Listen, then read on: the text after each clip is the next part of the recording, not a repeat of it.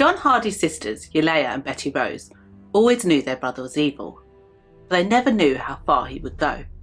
Until one day, Yulea found herself being questioned by the police for a murder she knew nothing about. "You might as well tell us where the body is, as your brother has already told us you did it, and we found the evidence in your car," said the police. How was Yulea going to get out of this one? Hi, my name's Sara Jade and welcome to my channel, where we talk about true crime, unsolved cases and more. Now let's get into this week's case. John Hardy Rose was born on the 26th of January 1958 and grew up in North Carolina with his sisters. His family grew up quite poor and his father was described as an evil man who drank quite a lot.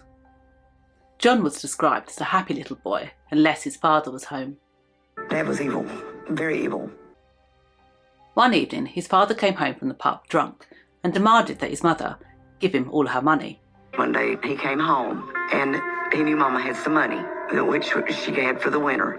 And he come home drunk and she wouldn't give him the money. She'd been saving his money up for the winter for her children and she refused to give it to him. And he pulled a shotgun on her and he told her he's going to blow her brains out. So he pulled out his shotgun and held it to her head and said, "If you don't give it to me, I'm going to blow your brains out in front of the children." As Johnny started to grow up, he started to show signs of this evil nature himself. By the age of 4, he said he could see demons and didn't feel any pain. Soon his sisters started to witness his evil behaviour. One day he was playing with his sisters and building something, and she'd been teasing him all day about things, and he just lost it, grabbed the hammer and smacked her over the head. And he got mad. That boy, when you made him mad, he was mad. He could have seriously injured her or even killed her, but luckily she was okay. That was my first memory of anything. He could have killed her. His sister Yulea also experienced his evil behaviour. One day she had been asking him for a sweet, and he eventually gave her one, and when she put it in her mouth, he pushed her and made her choke. And instead of helping her while she choked, he just laughed and smiled at her. Years later, and their parents broke up and got a divorce, and they lived with their mother. One summer, when Johnny was just 14 years old, he went to visit his father.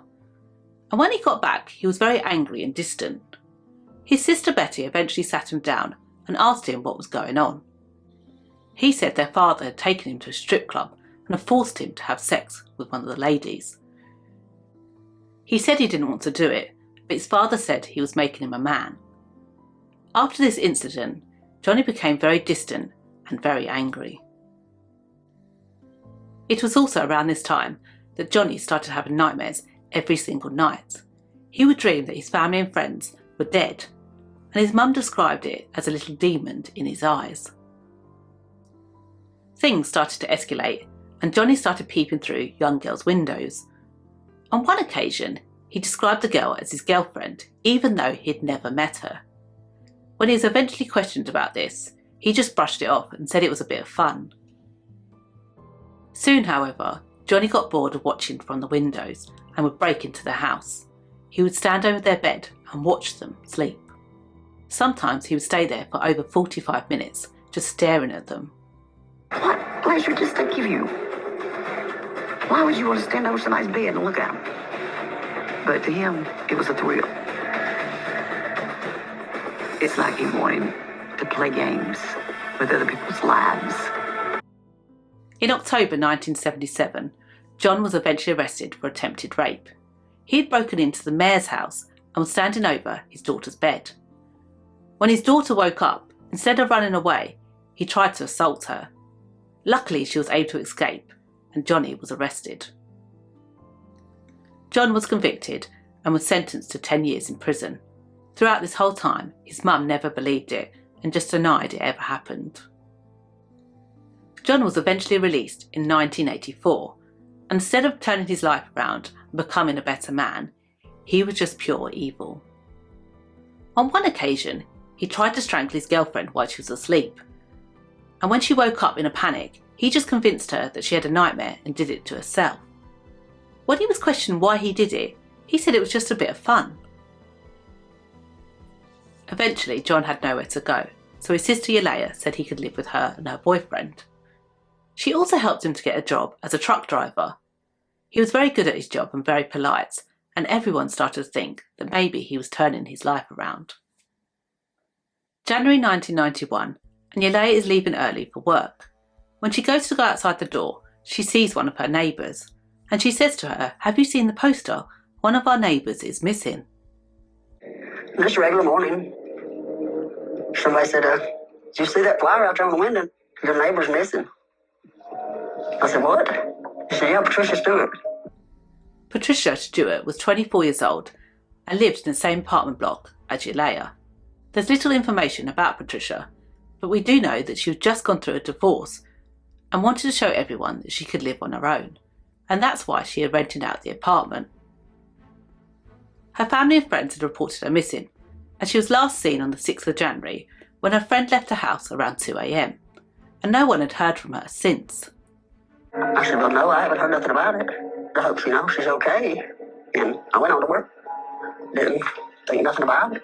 Yelaya didn't think much of it and just said to her, "I hope they find her and everything's okay," and off she went to work. The next morning, while she was getting her coffee, she noticed a strange mark on her brother's trousers. She asked him what it was, and he said, "Oh, I was just fixing the car and got transmission fluid on me." She thought it was a bit strange, but she let it go. Having no luck finding their daughter, the family got the SBI involved, and soon they found out about Johnny's rape charge. This led to the State Bureau of Investigations at Yelaya's door. They started to search her house and her cars and brought her and Johnny in for questioning. Yelaya was so confused as she didn't know anything about Patricia's death. However, what happened next really scared her. The police came in to question her and started to blame her for Patricia's disappearance. They said they found Patricia's blood in her car. They also found blood on a thermos bottle, zip ties, and jump ropes in the back of her car. The missing piece was the confession, and her brother had just told them that she had confessed to killing Patricia. They looked at me and they said, "Well, you might as well admit it. We know you killed her. Your brother told us that you done it." I said, "What did you just say to me?" He said, "We know you killed her. Why don't you just tell us what dumpster you threw it in?" Yelaya couldn't believe it. How could her brother blame her for this murder? And that's when it hit her. John had killed Patricia. She pleaded with the police and asked them if she could just speak to her brother. But he had nothing to say to her and wouldn't confess. Yelaya had one last thing to try, and she asked the police to go and speak to their mother. Their family currently lived in Robinson in California, so the police travelled down there to speak to his mum. They explained the situation and asked her if she would come and speak to her son. As soon as she entered the room, Johnny started crying and told her he'd done something really bad. She told him, "It's okay, I'll love you whatever you say, just tell us the truth." And eventually he opened up and told them everything. On the 6th of January, Johnny had been waiting in Patricia's apartment. He was so surprised when she came home with a friend that he got into the cupboard and watched them. He sat in the cupboard watching them until 2 a.m. when her friend left. As soon as her friend left, he jumped out of the cupboard and hit her over the head with a gun, and she fell unconscious to the floor. He then proceeded to stab her over 4 times and strangled her to death. He then wrapped her up in one of his bed sheets and carried her down to his car before cleaning up everything in the flat. He was going to drive away with her that evening, but his car didn't start, so he left it to the next day. The following morning, he borrowed his sister's car and he transferred her body over to her boot. He then drove over to his grandmother's house, where he dug a shallow grave and put her body inside. He set her alight, but after seeing a car go past, he put out the flames and buried her with leaves and mud before going home. John was finally charged with murder and was sentenced to death on the 12th of May 1992. Following his initial confession, Johnny came up with various stories, one of them being that Patricia was actually his girlfriend. He said he'd gone there that night to break up with her as he was moving away, and she became extremely mad and started shouting at him, and he just lost it and killed her and said it was just an accident and he didn't mean to kill her. But the medical examiner disputed this saying he stabbed her over 4 times. One of them was strong enough to pierce her skull. While in prison, John also told his mum and his sisters many more stories. He told them that he killed over 204 women while out travelling in the vans. One of them he described in detail how he picked a young lady up from an Arizona truck stop. After killing her, he disposed of her body in the middle of the desert. Despite confessing to all these crimes to his family, John was never convicted for any other murder.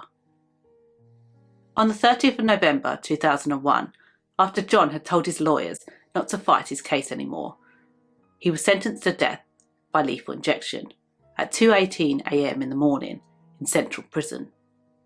His sister Alea suffered a lot after his conviction, as some people still believe that she was involved. However, they found no evidence and no charges were ever brought against her, and soon she was able to rebuild her life.